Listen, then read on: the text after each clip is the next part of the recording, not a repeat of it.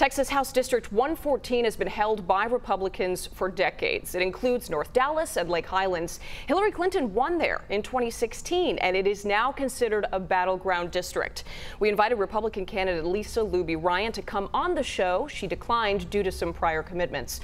John Turner, a moderate Democrat, hopes to win that seat in November. He is joining us this morning. John, thank you for being with us. Thank you very much for having me. I want to start with your moderate stance. Why do you think that is favorable for your campaign in this political climate? Are you seeing that part of it pay off? Well, yes, and this district I'm running in is a North Dallas district that I think has long been regarded as a center, pragmatic kind of district. I think it's a pro-public education district. It's a district that wants to support our first responders, wants to be practical about solving problems. That's the kind of candidate I am, so I feel like I'm a good match for this district. Now, I understand that you're an attorney. You represented right. school districts suing over school finance in 2012. I've read that that's part of not only why you decided to run, your first-time candidate, but also school financing and funding being one of your primary big issues. Speak to why that made such an impact on you in representing those school districts. Yes, well, as many of your viewers probably know, a majority of school districts in the state brought claims against the state of Texas beginning in 2012 related to the state's problems in the school funding system. And I had the opportunity to represent one coalition that had about 88 school districts in it, including many in the Dallas-Fort Worth area, Richardson, ISD, Plano, Highland Park, and others. And fundamentally, even though in the end the school districts were not successful in the Supreme Court, right. the Supreme Court made clear that we had a lot of problems in our system and they needed to be addressed by the legislature.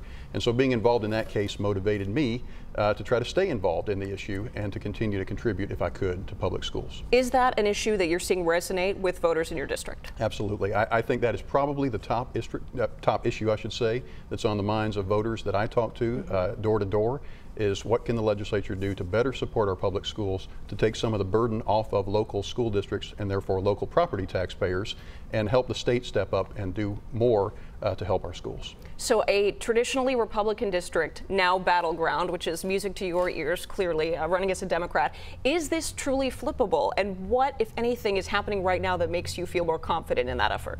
I think there's no doubt that we are in a good position in the race, and yes, we can certainly win this race. It's a combination of things. I think first, there is a lot of energy and enthusiasm on the Democratic side right now after the 2016 election and then after the legislative session in 2017. And then at the same time, we're getting a lot of independent and moderate Republicans moving our direction. I think it's the combination of those two things that I'm seeing that gives me confidence that we have a very good chance. In these last few weeks, what's your biggest hurdle, you think? Really, we're down to the point where it's just about being on the ground and having a strong presence in this district. It's about knocking doors, which I'm doing as much as I can. It's about having small gatherings and meet and greets and encouraging our supporters to get out and make sure we turn out our voters and work for every last vote. That's really the priority in this stretch run. Okay. John Turner running for House District 114. Thank you for being with us. Now